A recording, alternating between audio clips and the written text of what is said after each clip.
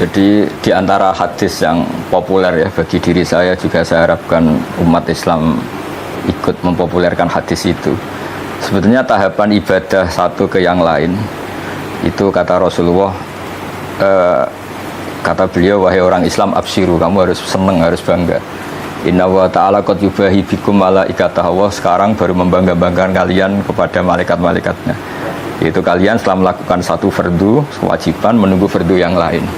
Jadi misalnya terhitung niat, saya misalnya habis sholat subuh, di mata Allah, di pandangan malaikat, ini Bahak sudah melakukan sholat subuh, hidupnya untuk menunggu duhur, duhur untuk menunggu asar. Jadi status kita ini selalu demi kewajibannya Allah. Beda dengan kita misalnya orang kapitalistik kan, dari satu mapan ingin mapan lagi, lebih mapan lagi, sehingga kita sangat materialistik. Nah ini hamba-hamba Allah pilihan ini dari satu fardu, addu faridotan wantadiru ukhra, wantadzoru ukhra, dari satu fardu menunggu yang lain. Sehingga saya berharap kalau ngajarin anak-anak saya, bagi yang suka makan silahkan tetap suka makan. Kamu hari ini tadoruk sama Allah karena lapar dan menunggu rahmat Allah, dibolehkannya makan itu juga rahmat Allah. Sehingga ketika lapar kata Nabi, saya sebagai Nabi kata Rasulullah disediakan semua khuzainul ard, tapi saya enggak mau. Walakin aju'u yauman wa asba'u yauman, kata. Terus kata Nabi, kalau ketika asba'u fa ahmadullah, ketika aja'u fa atadurru ilallah, ketika saya lapar saya akan tadurru, ibadah saya jalur tadurru, jalur merasa lemah sebagai manusia. Ketika saya kenyang, jalur dekat Allah lewat muji Allah, lewat syukur gitu. Artinya saya ingin umat ini gini, ketika lapar, misalnya kita pejabat atau kita kiai besar, ternyata hanya segitu, kalau tidak makan lemes gitu. Betapa dhaifnya kita. Setelah makan kita syukur ya. Saya berharap dari satu kebaikan tadarruk menjadi kebaikan syukur, dari kebaikan syukur ke tadarruk. Kalau tradisi berbuka Gus Baha dan keluarga biasanya seperti apa Gus? Langsung makan besar atau sebenarnya penasaran pengen tahu? Kalau di pesantren umumnya itu kan rata-rata ngaji Fathul Mu'in ya. Di antaranya yang diceritakan adalah makalah banyak sahabat termasuk Sayyidina Ali atau Syiah alal iyal ya. Jadi mereka karena masih anak-anak harus diservis dengan longgar lah. Nah karena mereka longgar, kayaknya yang tua juga agak-agak iri lah ikut longgar juga. Jadi longgarnya gimana Gus? Longgarnya artinya anak-anak ya sudah minta makan apa saja diturutin gini-gini. Tapi di balik itu sebenarnya ada kearifan, kata bapak saya, ibu saake sing dagang dibelanjani gitu. Jadi kearifan itu selalu dijaga.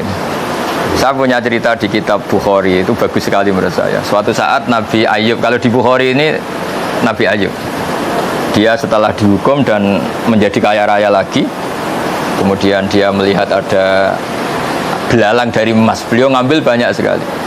Terus ditegur sama Allah, masa sudah sekaya kamu masih ngambil belalang emas yang sebanyak itu? Terus kata beliau menjawab, wa may yashfa'u mir rahmatik, siapa sih ya Allah yang bisa kenyang dari rahmatmu gitu. Jadi artinya tradisi Mbah Mun, bapak saya, semua orang-orang soleh itu ketika longgar beberapa menu makanan tuh, wong Allah sugih ora ngarah bangkrut gitu.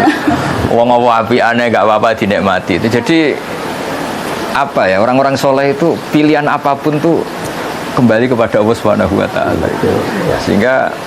Sehingga jadi nyaman gitu ya, seperti Rasulullah tadi ketika lapar fa tadarru ilallah, saya tadarru, saya merasa lemah. Terus ketika saya kenyang fa ahmadullah, saya akan muji Allah. Jadi enak semua. Terus yang paling penting dalam ilmu ushul fikih itu ada kenikmatan bersama yang tidak maksiat, itu yang paling penting. Jadi kiai-kiai kita ini kan tahu bahwa dunia ini banyak maksiat, sehingga untuk orang senang saja harus maksiat. Nah ini perlawanan besar dari para kiai itu, waladzatun fi ghairi muharramin. Semua umatnya ini dilatih menikmati sesuatu yang tidak diharamkan Allah. Itu perlawanan terbesar, sehingga kiai-kiai itu longgar sekali, jagongan longgar, gojol-gojolkan longgar, guyon longgar, semuanya ini terhadap, karena manusia ini potensi maksiat. Satu-satunya cara itu supaya mereka nyaman dengan taat tadi. Qul bi fadlillah bi rahmati fa bidzalika falyafrahu. Diharapkan kalau sudah menikmati taat ini enggak nyari kenikmatan lewat jalur maksiat. Di sini hebatnya Rasulullah ngajarin kita wa qurratu aini fis shalat. Senang ketemu ulama, ketemu habib, ketemu orang-orang soleh, sehingga ada tradisi. Alhamdulillah ketemu Pak Kures, ketemu Mbah Maimun, ketemu. Ketika orang lain mungkin masih senangnya kalau ketemu hal-hal yang dilarang Allah. Jadi ketika longgar itu filosofinya guru-guru kita, orang tua kita seperti itu. Jadi bukan longgar untuk israf, tapi longgar untuk nikmati sesuatu yang tidak. Kalau saya ingat Gus Baha juga sempat bilang lauk terenak lapar gitu ya. Iya, Gus. betul, ya. Dan puasanya orang kaya itu lebih berat dari puasanya orang miskin. Iya, betul. Jadi ceritanya gini. Bapak itu pernah ditamuanin orang miskin cerita, puasanya orang miskin itu berat sekali, harus tetap kerja mencangkul gini-gini. Dia kalau puasanya orang kaya enak tidur di rumah sambil santai-santai di rumah baca Quran. Terus Bapak cerita, ini kisah nyata. Kamu nggak pernah jadi orang kaya katanya. Puasanya orang kaya lebih berat. Pagi-pagi ninggalkan makan pecel, siang sedikit rawon, nanti agak sore ninggalkan sate. Jadi yang ditinggalkan banyak. Kalau kamu kan biasa meninggalkan makan. Si miskin ini akhirnya tertawa. Ya sudah, ya sama saja ternyata. Intinya itu dulu pembelajaran supaya yang miskin tidak merasa paling heroik. Betul. Karena yang kaya juga heroik meninggalkan kongkoi-kongkoi di beberapa tempat yang biasa ngemil, biasa makan itu. Jadi itu hebatnya guru-guru kita ya. Kalau ngelatih logika ibadah itu sederhana, tapi orang itu akan ingat itu. Iya. Seperti yang Gus Baha bilang, menghayati doa berbuka puasa kita bisa jadi wali. Iya betul. Iya. Bagaimana jadi caranya jadi wali dengan menghayati doa berbuka puasa, Gus Baha? Saya itu kan sering ya menghafalkan beberapa lafaz hadis. Di antara hadis populer yang saya hafalkan dan itu sahih di Muslim. Inna Allaha ta'ala la yardu 'anil abdi idza akalal aklata fayahmadahu 'alaiha aw yashraba syarbata fayahmadahu 'alaiha. Itu kalau dalam bahasa Arab, inna itu sesungguhnya, pakai lam lagi, la yardu, sesungguhnya Allah sangat ridho terhadap hambanya ketika makan satu asupan atau satu suapan dia bertahmid, minum satu kekukan dia bertahmid. Dan itu cara paling mudah, memang makanan pertama iftar itu pas berbuka Iya. itu. Nah, kalau orang diridhani Allah itu kan sudah di atas wali itu kan. Allah ridho itu kan sangat tinggi sekali, makom tertinggi seorang hamba kan radhiyallahu anhum wa radu anhu beberapa. Nah, makanya saya tadi bilang sebetulnya tradisi guru-guru kita di kampung itu malah kalau iftar itu ya biasa aja, longgar, bukan karena apa ya. Kok anak-anak puasa kok dibatasin, nanti ganggu syukurnya. Jadi kalau perasaan kita seperti itu, ganggu syukurnya, makanya ngikuti Fathul Mu'in tadi atau si'ah halal iyal ya, yang longgar saja, meskipun tentu tidak berlebihan.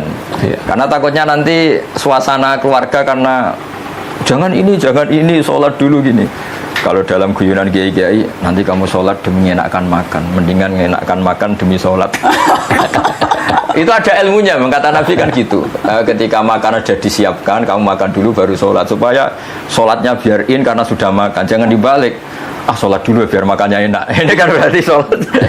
Jadi guru-guru kita meskipun guyon tapi filosofi itu luar biasa. Betul. Jadi enggak, ya sudahlah kayak umumnya orang saja, enggak usah terlalu berdele-dele. Jadi ketika saya sering ceramah lah atau ngaji bilang makan bisa jadi wali itu di sini. Apalagi darinya Rasulullah SAW. Dulu Nabi makan itu satu cara untuk nafyu rububiyah. Sehingga di sebagian ayat Nabi disifati wa ma arsalna qablaka minal mursalin illa innahum la yaquluna ta'am. Tapi ini bukan sekedar makan, karena Nabi Muhammad jadi nabi setelah Nabi Isa karena terlalu sempurna dianggap Tuhan. Makanya Nabi menunjukkan kalau nggak makan itu lapar. Beliau makan untuk memaklumatkan saya ini manusia, tidak Tuhan. Nah, kalau kita dengan puasa jadi begitu, puasa katanya presiden, katanya menteri, katanya ulama besar, nak makan ternyata loyo, betapa lemahnya saya, ini kan bagus untuk tadarruk tadi. Iya. Nah, nilai-nilai itu yang menjadikan ini super tadi ya. Ketika lapar ya ibadahnya super, tadarruk. Ketika makan juga super karena tahmid tadi.